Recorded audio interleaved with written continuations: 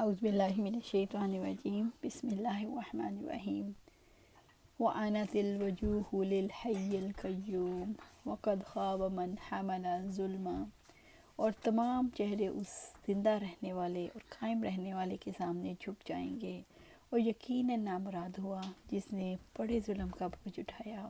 سورۃ طٰہٰ آیہ 111۔ وعنت الوجوہ للحی القیوم، اور تمام چہرے اس زندہ رہنے والے اور قائم رہنے والے کے سامنے جھک جائیں گے۔ قیامت کے دن اللہ ذل جلال کا خوف لوگوں پر چھایا ہوا ہوگا، کوئی اس کی اجازت کے بغیر سفارش نہیں کر سکے گا۔ ظالم اپنا بوجھ اٹھائے ہوں گے، تمام لوگ سہمے ہوئے ہوں گے اور آوازیں اس کے آگے دب جائیں گی۔ اہل ایمان کو یہ خوف نہ ہوگا کہ اعمال میں سب میں سے کچھ کم کیا جائے گا۔ الحمدللہ۔ انس بن مالک رضی اللہ تعالیٰ عنہ کہتے ہیں، آپ صلی اللہ علیہ وسلم نے فرمایا، جب سے اللہ تعالیٰ نے انسان کو پیدا کیا تب سے اس پر موت سے زیادہ سخت وقت کوئی نہیں آیا، اور پھر موت کے بعد کے مراحل موت سے بھی زیادہ سخت ہیں۔ بے شک لوگ حشر کے دن کی سختی سے دوچار ہونے والے ہیں، جس سے پسینہ کی لگام آئی ہوگی۔ پسینہ اس قدر بہہ رہا ہوگا کہ اگر اس پسینے میں کشتیاں چلائی جائیں تو چلنے لگیں۔ عبداللہ بن مسعود رضی اللہ تعالیٰ عنہ سے روایت ہے، نبی کریم صلی اللہ علیہ وآلہ وسلم نے فرمایا، قیامت کے روز ایک آدمی کو پسینے کی منہ تک لگام آئی ہوگی اور وہ دعا مانگے گا، میرے رب اس مصیبت سے مجھے نجات دے، خواہ جہنم میں ہی بھیج دے۔ عائشہ رضی اللہ عنہا کہتی ہیں، میں نے آپ صلی اللہ علیہ وسلم کو فرماتے ہوئے سنا، لوگ قیامت کے دن ننگے پاؤں، ننگے بدن اور ختنہ کے بغیر اکٹھے کیے جائیں گے۔ میں نے کہا، اللہ کے رسول صلی اللہ علیہ وسلم، کیا سب مرد اور عورتیں ایک دوسرے کی طرف نہیں دیکھیں گے؟ آپ صلی اللہ علیہ وسلم نے فرمایا، اے عائشہ، وہ دن اس قدر سخت ہوگا کسی کو ایک دوسرے کی طرف دیکھنے کا ہوش نہ ہوگا۔ وقد خاب من حمل ظلما، اور یقیناً نامراد ہوا جس نے بڑے ظلم کا بوجھ اٹھایا۔ جس نے قیامت والے دن اپنے اوپر ظلم لیا وہ تباہ ہو گیا۔ رب العزت کا فرمان ہے، ان الشرک لظلم عظیم، بے شک شرک یقیناً بہت بڑا ظلم ہے۔ عبداللہ بن عمر رضی اللہ تعالیٰ عنہ نے کہا، نبی صلی اللہ علیہ وآلہ وسلم نے فرمایا، ظلم قیامت کے دن اندھیرے ہوں گے۔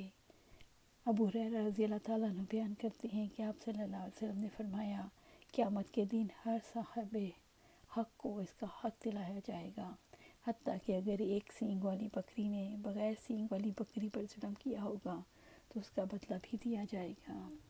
جابر بن عبداللہ رضی اللہ تعالیٰ عنہ بیان کرتے ہیں کہ نبی صلی اللہ علیہ وسلم نے فرمایا، لوگو ظلم سے بچو، کیونکہ ظلم قیامت کے دن تاریکیوں کا سبب ہوگا۔ وَمَن يَعْمَلْ مِنَ الصَّالِحَاتِ وَهُوَ مُؤْمِنٌ فَلَا يُخَافُ ظُلْمًا وَلَا حَظْمًا، اور جو نیک عمل کرے گا وہ مومن بھی ہو تو نہ وہ کسی ناانصافی سے ڈرے گا اور نہ کسی حق تلفی سے۔ سورۃ طٰہٰ آیہ 112۔ وَمَن يَعْمَلْ مِنَ الصَّالِحَاتِ وَهُوَ مُؤْمِنٌ، اور جو نیک عمل کرے گا وہ مومن بھی ہو، یعنی جو اللہ تعالیٰ کے عائد کردہ فرائض ادا کرے، وہ اللہ تعالیٰ کی تصدیق کرتا ہو، کیونکہ اللہ تعالیٰ ایمان کے ساتھ نیک اعمال کو قبول کرتا ہے۔ ایمان اطاعت کی صحت اور نیکیوں کی قبولیت کی شرط ہے۔ فَلَا يُخَافُ ظُلْمًا، نہ تو وہ کسی ناانصافی سے ڈرے گا، یعنی اس کے گناہوں میں اضافہ نہیں کیا جائے گا۔ ظلم کا مطلب ہے جو گناہ خود نہیں کیے ان کا بوجھ بھی اٹھانا پڑ جائے۔ قیامت کے دن دوسروں کے گناہوں کا بوجھ نہیں ڈالا جائے گا۔ وَلَا حَظْمًا، اور نہ کسی حق تلفی سے، یعنی نہ اس کی نیکیوں میں کمی کی جائے گی بلکہ اس کے گناہوں کو بخش دیا جائے گا، اس کے عیوب کو پاک کر دیا جائے گا اور اس کی نیکیوں میں کئی گنا اضافہ کر دیا جائے گا۔ فرمایا، اگر ایک نیکی ہو تو اس کو 2 گنا بڑھا کر دے گا اور اپنے پاس سے بہت بڑا اجر عطا فرمائے گا۔ سورۃ النساء آیہ 40۔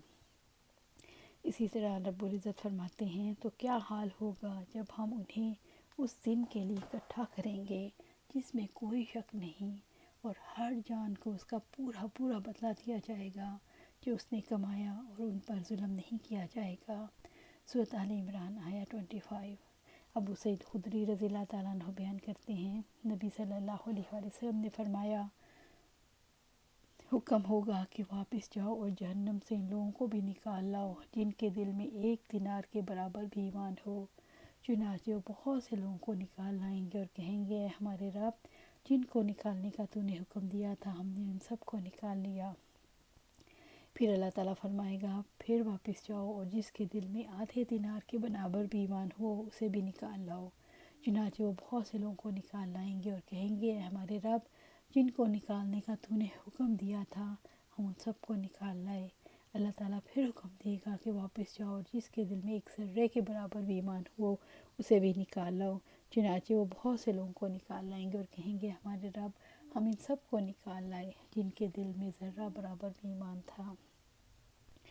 وَكَذَلِكَ أَنزَلْنَاهُ قُرْآنًا عَرَبِيًّا وَصَرَّفْنَا فِيهِ مِنَ الْوَعِيدِ لَعَلَّهُمْ يَتَّقُونَ أَوْ يُحْدِثُ لَهُمْ ذِكْرًا۔ اور اس طرح ہم نے اسے قرآن عربی بنا کر نازل کیا اور اس میں ہم نے ہر حکم سے طرح طرح کی کچھ وعیدیں بیان کی ہیں، شاید کہ لوگ ڈر جائیں یا وہ قرآن اس کے لیے نصیحت پیدا کر دے۔ سورۃ طٰہٰ آیہ 113۔ وَكَذَلِكَ أَنزَلْنَاهُ قُرْآنًا عَرَبِيًّا، اور اسی طرح ہم نے اسے قرآن عربی بنا کر نازل کیا، یعنی اسی طرح رب العزت نے واضح فرمایا، جب جزا کا دن آنا برحق ہے وہ آ کر ہی رہے گا، تو اس کے لیے ہم نے قرآن اتارا ہے جو فصیح عربی زبان میں ہے، اور اس زبان میں کسی بات کو بیان کرنے میں مشکل پیش نہیں آتی، یعنی ہم نے اس کتاب کو فضیلت والی عربی زبان میں نازل کیا۔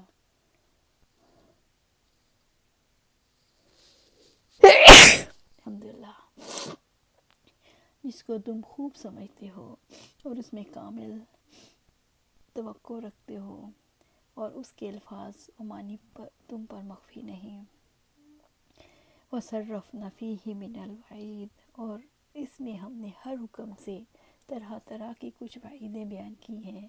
اس قرآن میں اللہ تعالیٰ نے لوگوں کو طرح طرح سے اپنے عذاب سے ڈرایا تاکہ وہ گناہ اور بے حیائی کے کاموں سے بچ جائیں، یعنی اس کتاب میں ہم نے وعید کو بہت سی انواع کے ذریعے بیان کیا، کبھی تو اسماء کے ذریعے سے بیان کیا جو عدل و انتقام پر دلالت کرتے ہیں، کبھی عبرتناک عذاب کے ذکر کے ذریعے سے ان وعید کو بیان کیا جو گزشتہ قوموں پر نازل ہوا، اور حکم دیا کہ آنے والی امتیں اس سے عبرت حاصل کریں، اور کبھی گناہوں کے آثار ان سے پیدا ہونے والے عیوب کو بیان کر کے اس وعید کا ذکر کیا، کبھی قیامت کی ہولناکیوں اور اس کے دل دہلا دینے والے مناظر کو بیان کر کے اس وعید کا ذکر کیا، کبھی جہنم کے مناظر اور اس میں دیے جانے والے مختلف انواع کے عذاب اور عقوبتوں کا ذکر کر کے اس وعید کو بیان کیا۔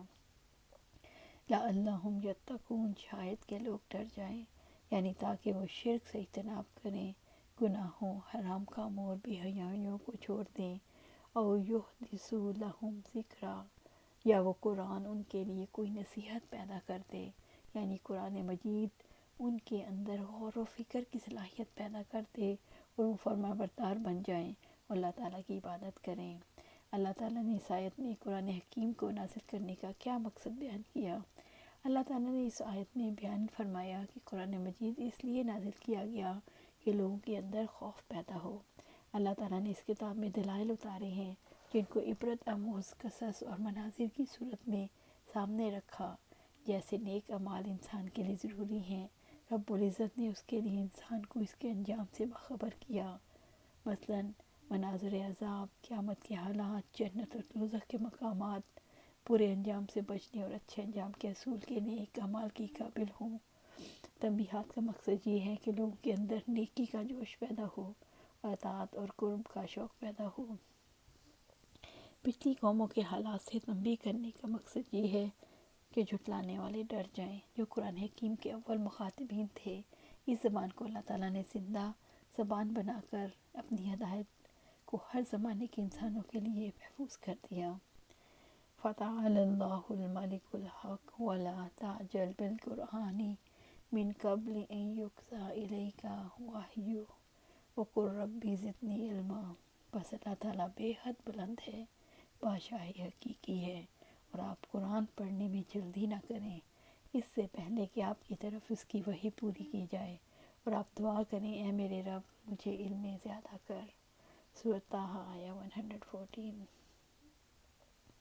وَتَعَالَى اللہ، پس اللہ سے بے حد تعالیٰ بے حد بلند ہے، یعنی اللہ تعالیٰ کی شان بلند ہے، وہ ہر نقص سے پاک ہے، وہ برتر اور اعلیٰ ہے۔ الملک الحق، بادشاہ حقیقی ہے، وہ حقیقی بادشاہ ہے، اقتدار اس کا، بادشاہی اس کی، اس کے احکامات نافذ ہیں، اس کی تقدیر بندوں پر نافذ ہے، مخلوق اس کی غلام ہے، اس کی شریعت کے احکامات پر عمل پیرا ہونے کی پابند ہے، اور اسی کا حساب کتاب ہوگا۔ اس کا وجود، اس کا اقتدار اور اس کا کمال سب حق ہے، پر صفات کمال کی مالک صرف ایسی ہستی ہو سکتی ہے جو ذی جلال ہو، اور اس میں اقتدار بھی شامل ہے۔ بعض اوقات اس کے سوا مخلوق بھی بعض اشیاء پر اقتدار اور اختیار رکھتی ہے، مگر یہ اقتدار ناقص اور باطل ہے جو زائل ہو جانے والا ہے، مگر اللہ تعالیٰ ہمیشہ کے لیے بادشاہ حقیقی، جلال کا مالک اور قائم و دائم رہنے والا ہے۔ وَلَا تَعْجَلْ بِالْقُرْآنِ مِن قَبْلِ أَن يُقْضَىٰ إِلَيْكَ وَحْيُهُ، اور آپ قرآن پڑھنے میں جلدی نہ کریں اس سے پہلے کہ آپ کی طرف اس کی وحی پوری کی جائے، یعنی جب تک وحی پوری نہ ہو جائے آپ صلی اللہ علیہ وآلہ وسلم قرآن پڑھنے میں جلدی نہ کریں، جیسا کہ رب العزت فرماتے ہیں آپ اپنی زبان کو اس کے ساتھ حرکت نہ دیں کہ اس میں جلدی کریں، یقیناً اس کا جمع کرنا، اس کا پڑھانا ہمارے ذمہ ہے، تو جب ہم اس کو پڑھ چکیں تو آپ اس کے پڑھنے کی پیروی کرو، پھر یقیناً ہم پر ہی ہے اس کا بیان کرنا۔ سورۃ قیامہ آیہ 16 سے 19۔ وَقُلْ رَبِّ زِدْنِی عِلْمًا، اور آپ دعا کریں میرے رب مجھے علم زیادہ کر۔ یہاں علم سے مراد قرآن مجید اور حدیث رسول کا علم ہے۔ آپ صلی اللہ علیہ وسلم کو وحی اور رسالت کے علم میں اضافے کی دعا کا حکم دیا گیا۔ قرآن و حدیث کے علم سے انسان کا تعلق رب سے قائم ہوتا ہے، اس علم سے انسان کے اخلاق اور کردار کی اصلاح ہوتی ہے، اور اس علم سے اللہ تعالیٰ کی رضا اور غضب کا پتہ چلتا ہے۔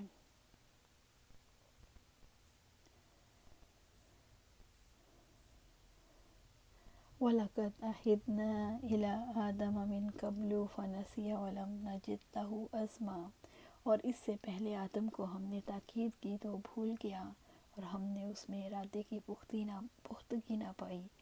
سورۃ طٰہٰ آیہ 15۔ وَلَقَدْ عَهِدْنَا إِلَىٰ آدَمَ مِن قَبْلُ فَنَسِیَ، اور اس سے پہلے آدم کو ہم نے تاکید کی تو بھول گیا۔ یہاں قصہ آدم علم اور نسیان کے علم کی مناسبت سے لایا گیا ہے۔ رسول اللہ صلی اللہ علیہ وسلم اخذ وحی میں نسیان کے خوف سے جلدی کرتے تھے۔ یہاں اس واقعے میں بتایا گیا کہ آدم علیہ السلام سے غلطی بھی بھول کی وجہ سے ہوئی۔ آدم علیہ السلام سے اللہ تعالیٰ نے عہد لیا، وہ کیا تھا؟ اللہ تعالیٰ نے آدم علیہ السلام کو حکم دیا کہ وہ جنت میں سے جو چیز چاہیں کھائیں، مگر ایک درخت کا پھل نہ کھائیں۔ یعنی ہم نے آدم علیہ السلام کو وصیت کی، اسے حکم دیا اور اسے عہد لیا کہ اس پر قائم رہے۔ اس نے اس وصیت کا التزام کیا، اس کے سامنے سر تسلیم خم کیا اور اس کو قائم کرنے کا عزم کیا، مگر اس کے باوجود اللہ تعالیٰ کے حکم اور اس کی وصیت کو بھول گیا اور اس کا مضبوط عزم ٹوٹ گیا۔ تب اس سے ایسی لغزش صادر ہوئی جسے سب جانتے ہیں، بس وہ اپنی اولاد کے لیے عبرت بن گیا۔ اولاد آدم کی طبیعت اور فطرت آدم علیہ السلام کی طرح ہو گئی۔ آدم علیہ السلام سے بھول ہو گئی، اس کی اولاد بھی نسیان کا شکار ہو گئی۔ آدم علیہ السلام سے خطا ہوئی اور اولاد بھی غلطی کا ارتکاب کرتی ہے۔ من قبل، اس سے پہلے، اس سے مراد ہے جیسے اب قرآن میں طرح طرح کے وعیدوں سے سمجھا رہے ہیں، اسی طرح پہلے آدم کو بھی سمجھایا۔ وَنَسِیَ، تو بھول گیا۔ ابن عباس رضی اللہ عنہ فرماتے ہیں انسان کو انسان اس لیے کہا جاتا ہے اس سے عہد لیا گیا اور بھول گیا۔ نسیان ہی ارادے کی کمزوری کا سبب بنتا ہے۔ اہل عرب نسیان سے مراد چھوڑ دینا لیتے تھے۔ رب العزت نے فرمایا، اللہ تعالیٰ فرمائے گا اسی طرح ہماری آیات تمہارے پاس آئی تھی تو تو نے انہیں بھلا دیا، اور اسی طرح آج تو بھلایا جا رہا ہے۔ سورۃ طٰہٰ آیہ 126۔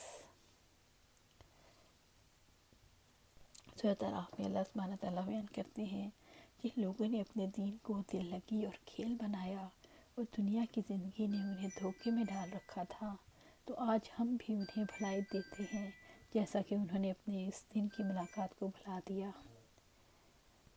اللہ سبحانہ تعالیٰ سے دعا ہے کہ ہمیں جو ہم سیکھیں اس پر عمل کرنے کی توفیق دے اور اس پر جمع دیں، آمین یا رب العالمین۔